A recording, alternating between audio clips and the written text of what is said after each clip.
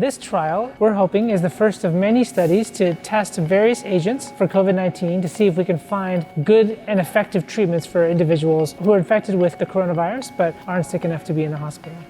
My name is Press Jagannathan. I'm an assistant professor in the Division of Infectious Disease and Geographic Medicine at Stanford. I'm sitting right now in our COVID clinical trial research unit that was established in April of 2020 as a place to conduct studies in patients with mild to moderate COVID-19. So right now, we do have some FDA-approved therapies for patients, for example, that are very sick with COVID and in the hospital. And that can reduce the amount of time that they stay in the hospital, and some investigational agents for hospitalized patients have even been able to show that patients are less likely to die.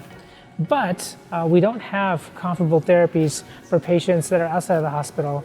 And these patients actually represent the vast majority of individuals with COVID. Patients who might be infected but have either no symptoms or only mild symptoms. These individuals aren't sick enough to be in the hospital, but they still have significant morbidity from this infection.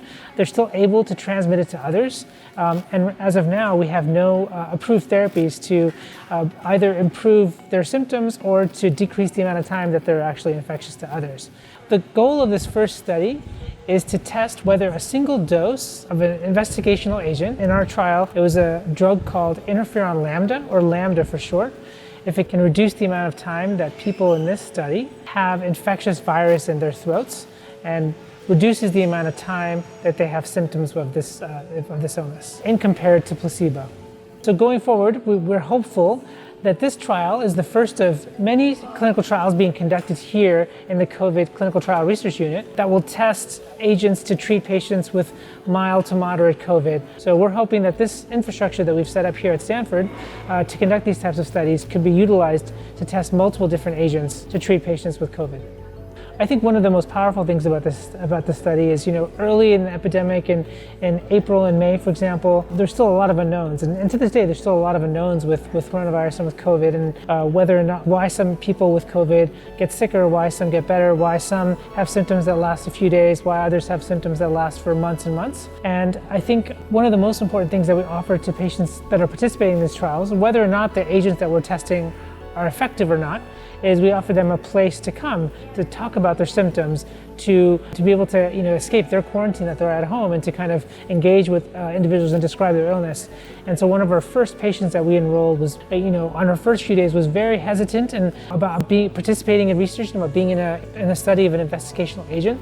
But over the course of the study, she developed a rapport with many of us in the study in terms of being able to talk with us about her symptoms, to be able to share with us, how she was feeling during the course of the study. And by the end of the study, she reflected that that was actually the best part of being in the study, the opportunity to connect with a fabulous team of providers, and that includes physicians, but also nurses, phlebotomists, clinical research coordinators, research staff that really kind of provide a really warm environment for patients with COVID to participate in these studies. So this project has been a huge collaborative effort involving multiple people at multiple levels at Stanford. So there's an investigative team that I mentioned, myself, Dr. Singh, Drs. Julie Parsonette and Jason Andrews. We have a larger clinical team that's kind of responsible for writing the protocol, and we have weekly meetings where we kind of discuss our progress from the study. But we have a huge team here on the ground that's actually seeing patients, taking care of patients, organizing visits, and that includes our nurses, Zach Hopkins and Monica Kim, it includes our phlebotomist, Marlena Boyd, it includes medical assistants that we have,